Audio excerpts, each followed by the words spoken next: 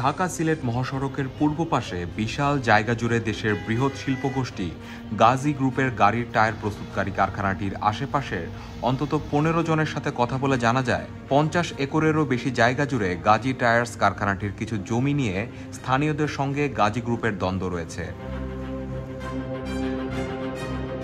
সাবেক বস্ত্র ও পাট মন্ত্রী গোলাম দস্তগীর গাজীকে গ্রেপ্তারের পর রোববার দুপুরে জমি ফেরত পেতে এসব জমির মালিকরা একত্র হয়ে প্রতিবাদ সমাবেশের প্রস্তুতি নেয়।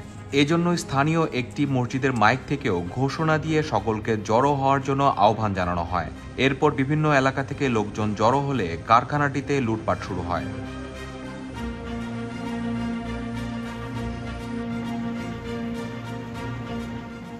স্থানীয় এক চায়ের দোকানদার নাম প্রকাশ না করার শর্তে বলেন, মসজিদের মাইকে এ ঘোষণার পর কারখানাটির সামনে কয়েকশো লোক জড়ো হলে তারা কারখানাটির ভিতরে ঢুকে লুটপাট শুরু করে।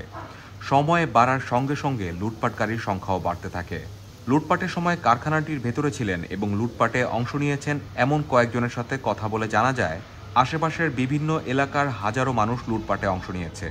বিকেলের দিকে একদল যুবক ধারালো অস্ত্র ও লাঠিসোঁটা হাতে কারখানার ভেতরে ঢোকেন। তারা কারখানাটির নিয়ন্ত্রণ নেওয়ার চেষ্টা করেন। এ নিয়ে লুটপাটে লিপ্ত থাকা আরেকটি দলের সঙ্গে তর্ক বিতর্ক হয়, যা পরে হাতাহাতিতেও রূপ নেয়। এ ঘটনার কয়েক ঘন্টা পর রাত ৯টার দিকে কারখানাটির ৬ তলার একটি ভবনের নিচতলায় আগুন ধরিয়ে দেয় লুটপাটকারীদের একটি দল।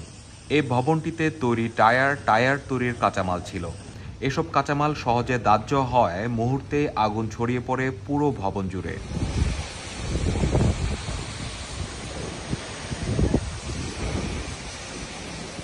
আগুন দেওয়ার আগে সন্ধ্যায় কারখানাটিতে যখন লুটপাট চলছিল, তখন ৪ বন্ধুর সঙ্গে সেখানে গিয়েছিলেন পোশাক কারখানার কর্মী ৩০ বছর বয়সী জনি মিয়া।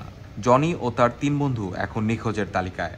রাত ১০টার দিকে জনির খোঁজ করতে আসা তার স্বজনদের সঙ্গে কথা বলে জানা যায়, তারা ৫ বন্ধু আগুন দেওয়ার সময় ভবনটির ভেতরে ছিলেন।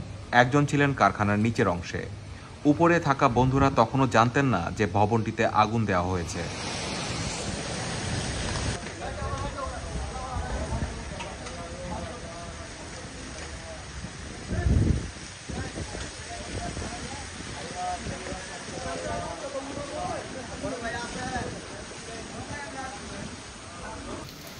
প্রায় ৩২ ঘন্টা পর গাজী টায়ার্স কারখানায় আগুন নেভানো গেছে বলে জানিয়েছে ফায়ার সার্ভিসের কর্মীরা।